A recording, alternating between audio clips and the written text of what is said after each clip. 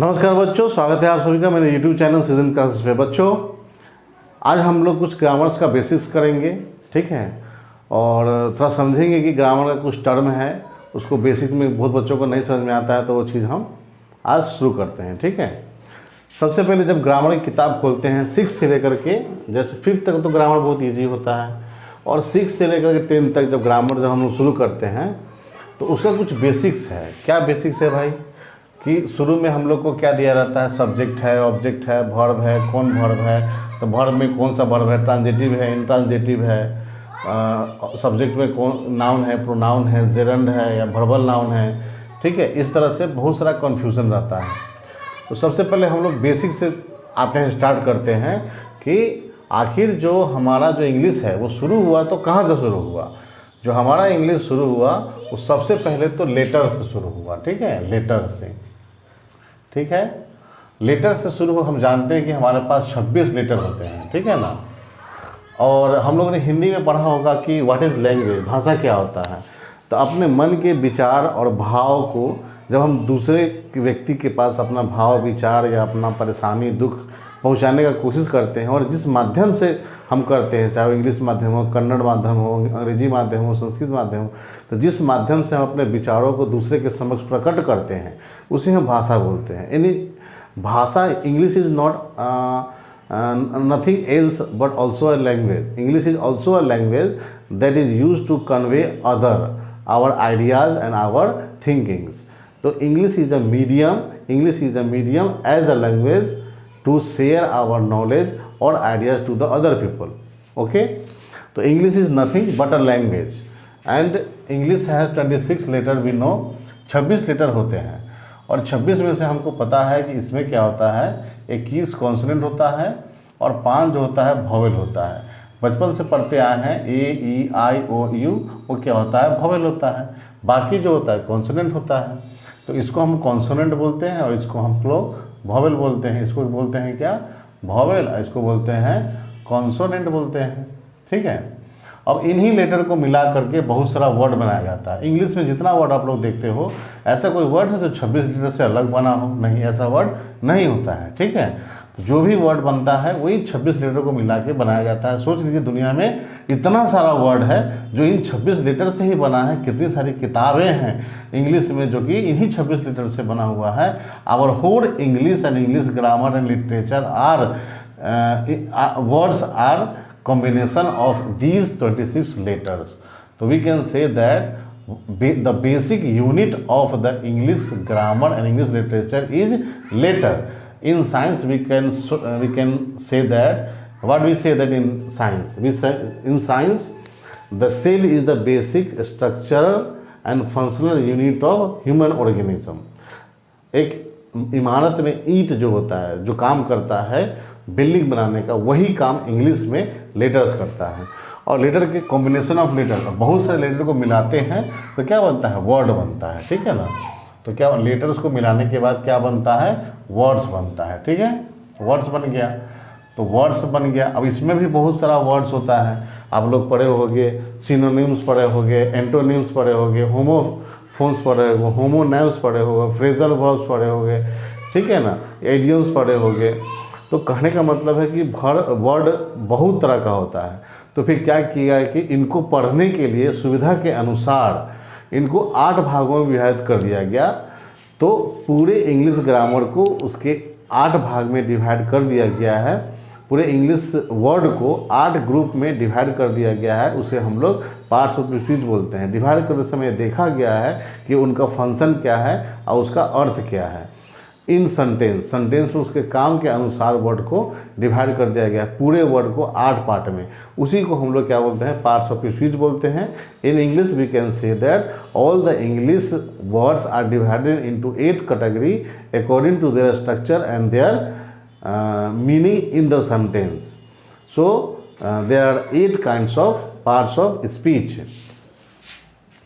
तो भाई वर्ड है, जितना सारा वर्ड था वो सबको 8 भाग में बांट दिया गया। वो जो 8 भाग है उसको क्या बोलते हैं हम लोग, पार्ट्स ऑफ स्पीच बोलते हैं, ठीक है। पार्ट्स ऑफ स्पीच बोलते हैं। उसमें पहला क्या होता है, नाउन होता है, जिसको हम लोग संज्ञा बोलते हैं।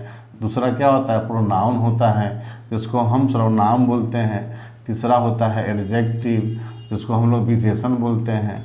चौथा होता है वर्ब जिसको हम क्रिया बोलते हैं। पांचवा होता है एडवर्ब जिसको हम क्रिया विशेषण बोलते हैं।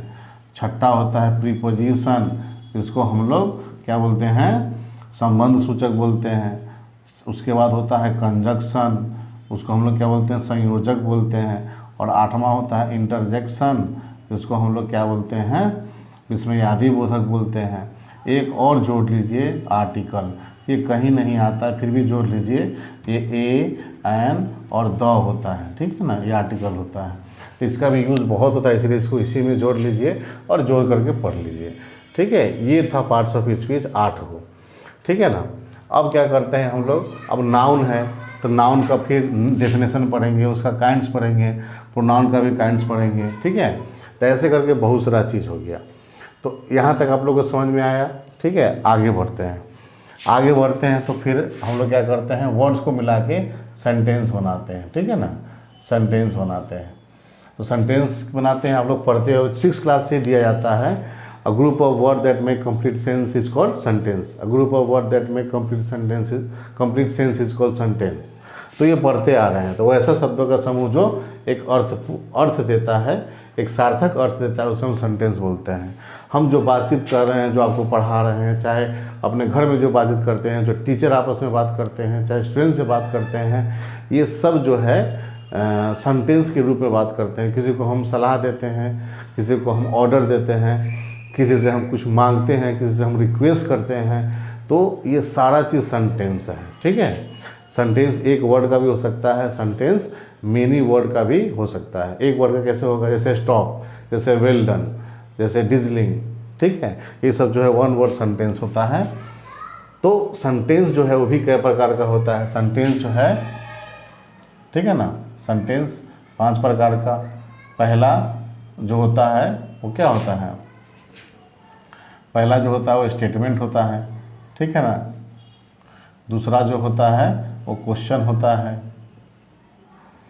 तीसरा जो होता है वो इम्पेरेटिव होता है, ठीक है। चौथा जो होता है वो ऑप्टेटिव होता है, इच्छात्मक वाक्य। पांचवा जो होता है वो एक्सक्लेमेटरी होता है, ठीक है। अब इसको डिटेल में पढ़ना है, जितना चीज़ हम बता दिए बोर्ड पर वो सब डिटेल में पढ़ना है। चलिए, सेंटेंस से पहले 3 चीज़ और आता है जिसको हम लोग क्या बोलते हैं, फ्रेज बोलते हैं, ठीक ना, फ्रेज बोलते हैं और क्लॉज। तो सेंटेंस ये हो गया आपका पहला फ्रेज, दूसरा हो गया सेंटेंस और तीसरा हो गया क्लॉज। फ्रेज क्या होता है भाई, तो फ्रेज क्या होता है, फ्रेज एक ग्रुप ऑफ वर्ड है, एक ग्रुप ऑफ वर्ड है, एक सेंस देता है लेकिन कंप्लीट मीनिंग नहीं देता है। जब उसका सेंटेंस में प्रयोग कर लेते हैं तब वो कंप्लीट मीनिंग देता है। जैसे सिंपल है, in the evening, at midnight, ठीक है, अक्रॉस द वैली। तो ये सब वर्ड है, कुछ मतलब है लेकिन ये पूर्ण अर्थ नहीं दे रहा है। तो जैसे इसको हम यूज़ करेंगे तो ये पूरा अर्थ देगा, ठीक है। जैसे कि he walked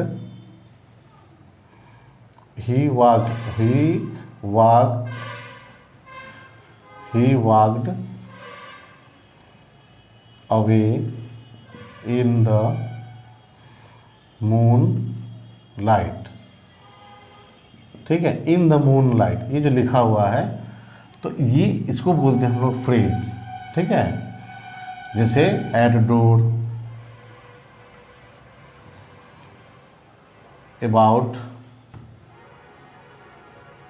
about something,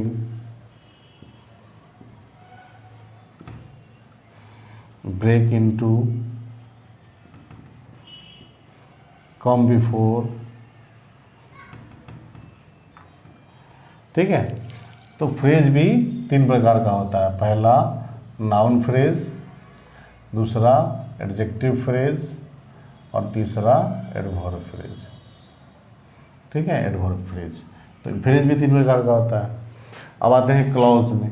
clause is a longer part of sentence, ये लंबा सेंटेंस बनाता है जिसमें एक से अधिक यानी कि मोर देन वन वर्ब रहता है।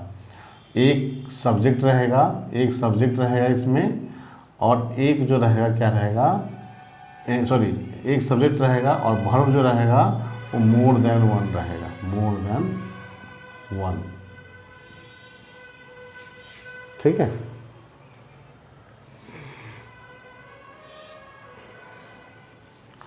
अब एक सेंटेंस लिखते हैं। जैसे मान लेते हैं कि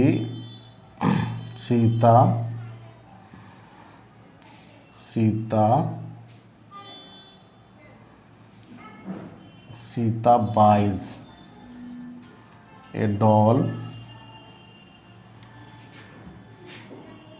सीता बाइज अ डॉल, एक मिनट, एक सेंटेंस लिखते हैं। Sita gifted me a pen. अब देखिए, Sita gifted me a pen. तो अब देखिए इसमें सीता जो है, सीता के बारे में ही बात किया जा रहा है कि सीता ने मुझे एक पेन दिया। तो सेंटेंस में जिसके बारे में बात किया जाएगा वो सेंटेंस का सब्जेक्ट होगा। सब्जेक्ट मतलब क्या होता है, सब्जेक्ट का कर्ता होगा। ठीक है। तो सेंटेंस में जिसके बारे में बात किया जाएगा वो सब्जेक्ट होगा। ठीक है ना। और सेंटेंस में जो सब्जेक्ट जो करेगा, ठीक है, चाहे उस सब्जेक्ट के बारे में जो भी बात किया जाएगा वो क्या होगा, प्रेडिकेट होगा। अब इस प्रेडिकेट में सब्जेक्ट कुछ काम कर रहा है, तो काम क्या कर रहा है, गिफ्ट दे रही है। तो ये क्या हो जाएगा, काम, एक्शन, यानी कि वर्ब हो जाएगा। अब वो गिफ्ट किसे दे रही है, ही गिफ्टेड मी, मुझे दे रही है। तो मी क्या हो जाएगा, ऑब्जेक्ट हो जाएगा। ठीक है। अब देखिए, Sita gifted me a pen, तो सीता गिफ्टेड मी, ई भी ऑब्जेक्ट है, ई भी ऑब्जेक्ट हो जाएगा। अब ध्यान, दो ऑब्जेक्ट हो गया भाई। तब देखना है कि डायरेक्ट कौन है, इनडायरेक्ट कौन है। अगर मी हटा देंगे, पढ़ेंगे सीता गिफ्टेड अ पेन, ठीक है, कोई दिक्कत नहीं है, सेंटेंस पूरा लग रहा है। जब सेंटेंस किसी ऑब्जेक्ट के साथ पूरा लगे या ऑब्जेक्ट वस्तु सूचक हो तो वो होता है डायरेक्ट ऑब्जेक्ट। जब दूसरा, अब क्या कर देते हैं, इसको हटा देते हैं। अब पढ़िए, सीता गिफ्टेड मी, सीता ने मुझे उपहार दिया, ये इनकम्प्लीट सा लग रहा है। तो वैसा सेंटेंस जिसमें का ऑब्जेक्ट के बिना वो सेंटेंस इनकम्प्लीट लगे या वो ऑब्जेक्ट कोई व्यक्ति सूचक हो तो उसको बोलते हैं इनडायरेक्ट ऑब्जेक्ट। ठीक है। डायरेक्ट ऑब्जेक्ट हो गया और इनडायरेक्ट ऑब्जेक्ट हो गया। एक और चीज़ होता है, जैसे ही